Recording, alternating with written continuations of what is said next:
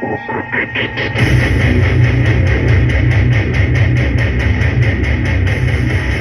to the circus.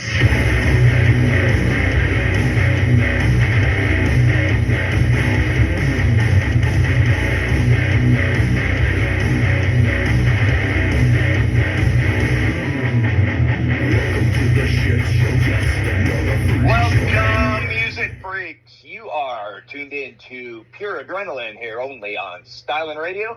I am your host on location this week from the West Coast. I am West Coast Paul. I've got my cohort back in the studio, Izzy. Hey, what up, Izzy? What up, what up, what up? How's the weather out in California? I'm kicking it at the beach. It's 62 degrees. I'm in the sun. I am absolutely in heaven back out here, back in my home area. I've got a lot of fans outside the studios. We're on our West Coast side. Got my portable studio, the one we had back in at the home base during New Year's Eve. If you remember that one. The greenhouse you stuck us in during the middle of the after party. Yeah. That's it. Back here, it is great. Got a lot of fans out there.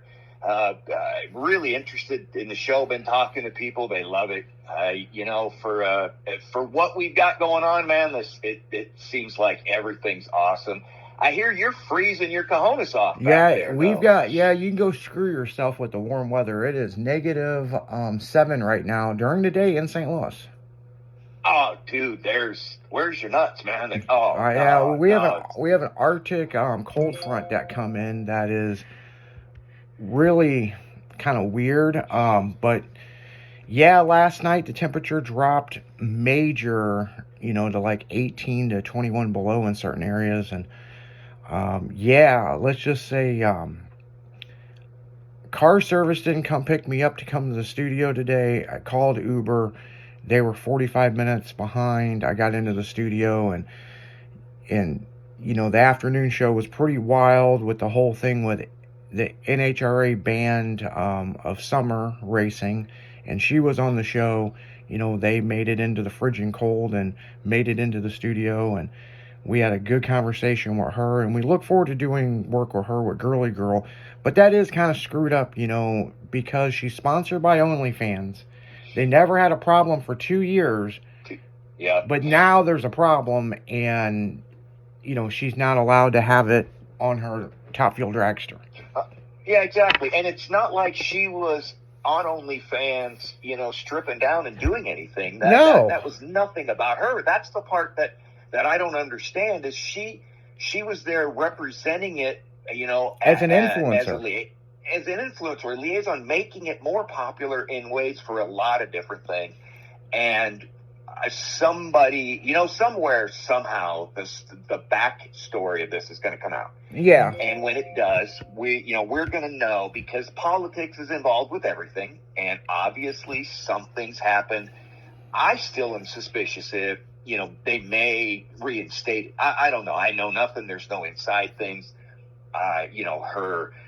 Nothing she led, but a race program that allows, to cigarettes and alcohol on all the race cars if you want them, or marijuana companies. That's the other one. Yeah, and it's like this girl's doing the Macarena in her pits and making viral videos like TikTok videos and having them over on OnlyFans, and it's like, what the hell? There's a lot worse stuff going on. What I think's crazy is NHRA is always talking about being broke.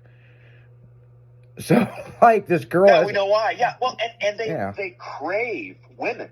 They want female drivers and female, spokesmen to be part of everything they do. And here they have one that is perfect for all of the above.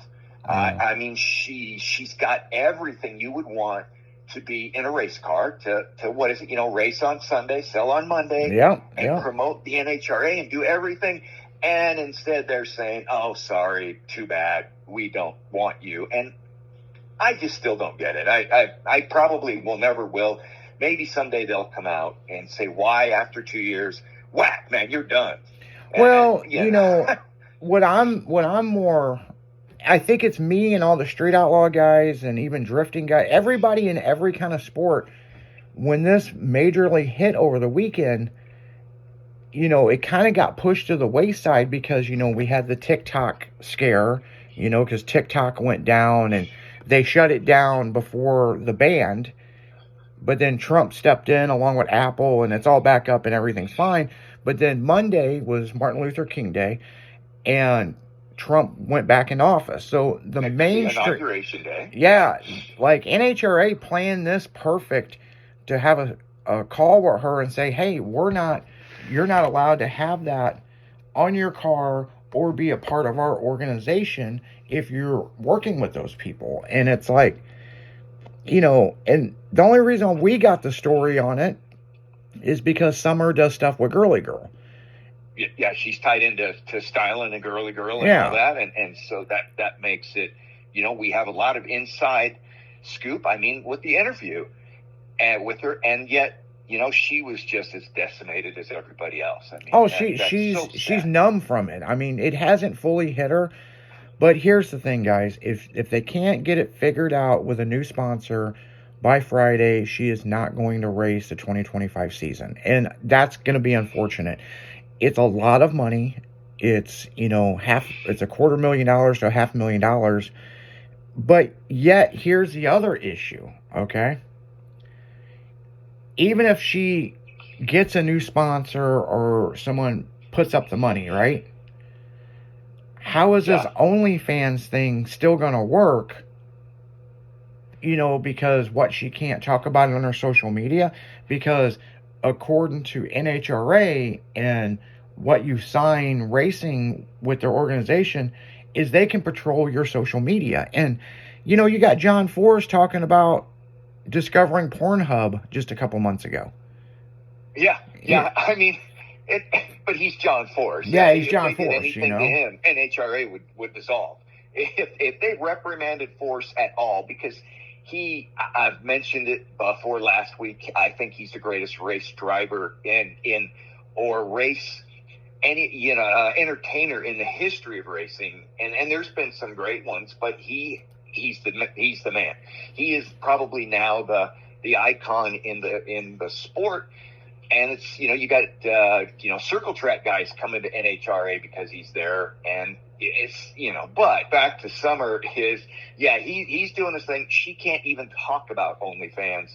They don't want her as part of any of it. And I don't get it. What did OnlyFans do to racing, to the NHRA? What is the problem? Yeah, I mean, I don't know. It's a rant. Summer's interview kind of said it all, and we could go for it. I hope more information comes out. I do, for her, because she is a doll. She's a great, great person to be involved in your organization. Why would you not want her in that mode? So, I don't know. You know, it's just a rant, and maybe later this week on Thursday's show we'll have more info from it. I hope we have some much better news. It's other things like you mentioned this weekend. You had the president, the inauguration with Trump, and that was a pretty big event. He is, most people, I don't know if you do know or not, only the second U.S. president to have split terms.